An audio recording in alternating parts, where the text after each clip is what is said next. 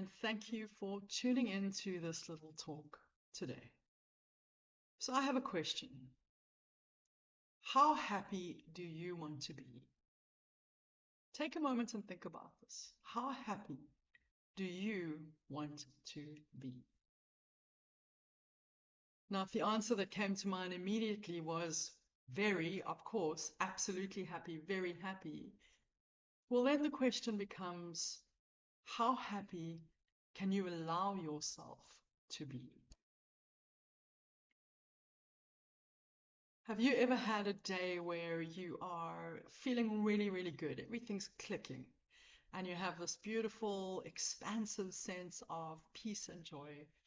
And then from out of nowhere, you have a worrying thought. You find yourself worrying about a deadline or worrying about your job, or you feel a sudden surge of boredom or irritation, and the joyous feeling evaporates.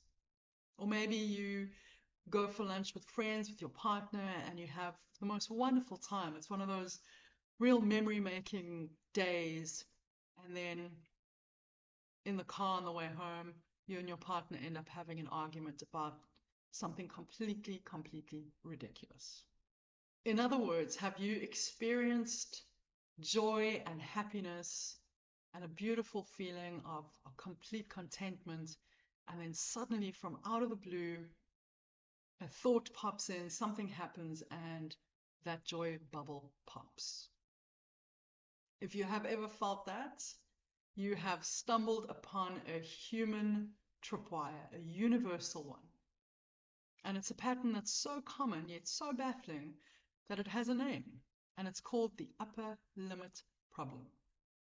Now, it's a theory, and I definitely buy into this theory, and I want to share it with you today because I want you to think about it and see if it applies in your own life. It's a concept from a book by psychologist Gay Hendricks called The Big Leap. And like I said, it's called the upper limit problem.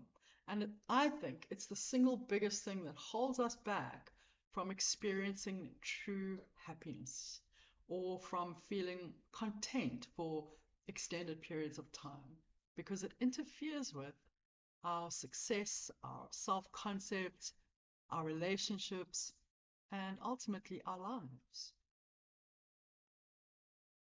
So Gay Hendricks came up with this one day when he had just finished a very successful business lunch. Everything was on track. His family was great. His business was doing really, really well. He was in excellent health. He had nothing to complain about.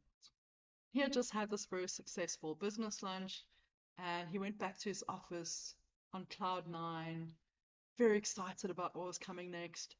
And he says that he sat back in his chair and he leaned back in his chair, feeling so amazing. And suddenly, he thought about his youngest daughter who had just gone off to college.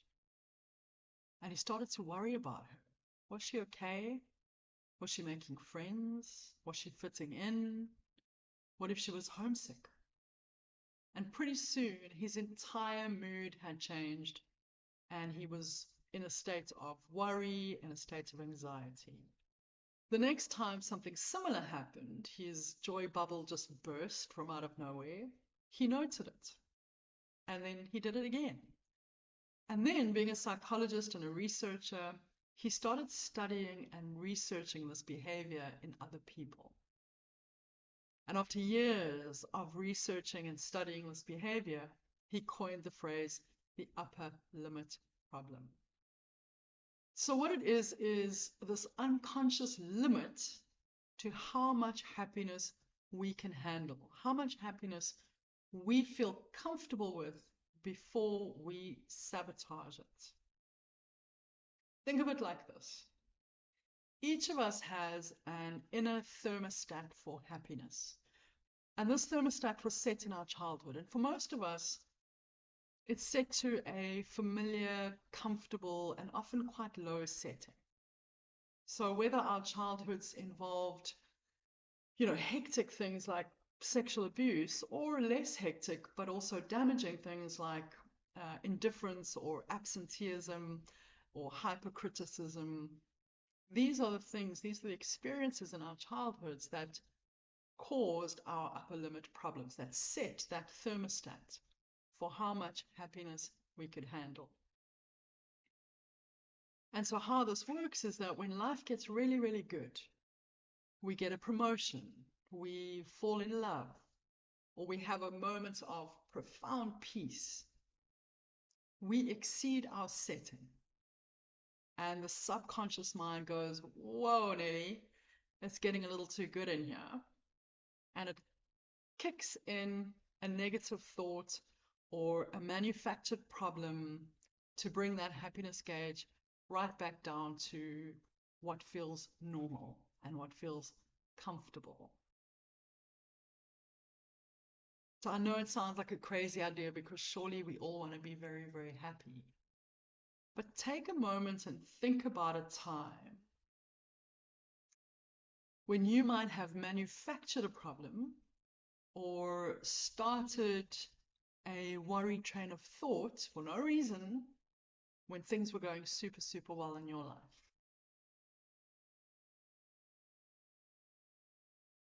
Maybe you can think of something right off the bat. Maybe you can't. But hopefully, over the coming hours or days, you'll give this some thought and see if it applies to you. So Gay Hendricks identified 4 core beliefs or hidden barriers that keep our tolerance for happiness too low. See if any of these feel familiar to you. So the first one we'll call the imposter. And this is the whisper that says, I am fundamentally flawed. I don't really deserve this. It's the feeling that you are a fraud and that a moment of success or happiness is a fluke and that you will be exposed. So you find a flaw in the project, or you downplay your achievement, or you create a problem to prove that you were right all along. You were not good enough to sustain it. The second one is the traitor, and this is driven by the fear of abandonment. So it's a deeply tribal fear that says if I become too successful, if I become too happy, too different, I'll be left behind. So for women, this is huge. We fear that our light will make our friends or our family or our partners feel uncomfortable.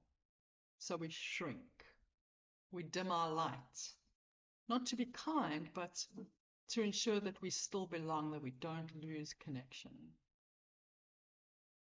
The third one is a target. So this is the belief that the more successful we become, the bigger the burden in our lives. It's essentially a fear of success, a belief that if I have more to lose. If I'm more visible, I'm a bigger target for criticism. So it's equating success with stress and peace with staying small. So we sabotage that promotion or that opportunity or the expansion because it feels safer to stay in the harbor than to sail the open seas. And then fourth is the people pleaser's curse. So this is the crime of outshining. It's the compulsive need to make sure that everyone else is okay before we allow ourselves to be. We deflect compliments, we minimize our wins, we make ourselves smaller so that others don't have to feel small. It's the ultimate act of abandoning yourself for the comforts of others. So I wonder which of those 4 resonated the most with you. I know for me it's definitely number 1. Feeling of I don't deserve this. And any time that there may be some shame involved in your childhood, that is likely to be what brings in your upper limit problem. So how do we stop allowing the upper limit problem to hold us back, sabotage our happiness, our success, our joy, our abundance? Well, of course, the first step is to become more aware. So to understand what's your go-to flavor of self-sabotage, do you start a worry cycle in your mind? Do you introduce the thought that is going to send you on a downward thought spiral? I know a lot of people do that. Do you criticize yourself? Do you start a fight with your partner? Do you get a sudden headache or feel overcome by exhaustion?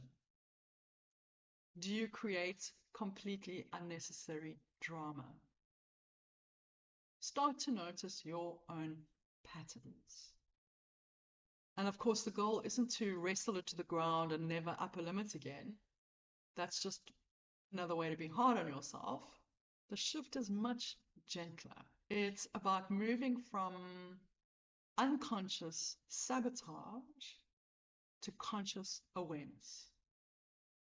Recognizing those patterns, recognizing when you are upper limiting. When you feel joy, you feel expansion, you feel peace, and something changes that, it's about becoming aware. So when you feel that familiar lurch, that sudden worry, that urge to pick a fight right after a moment of pure joy, you can stop. You can take a breath and you can say to yourself, there it is. I am upper limiting. I've just hit my upper limit for happiness. That's it. There's no judgment. It's just an observation. You've just moved from unconscious sabotage to conscious awareness, to conscious choice. And in that space of choice, I want to invite you to introduce a brand new command, a new mantra. So first is happy.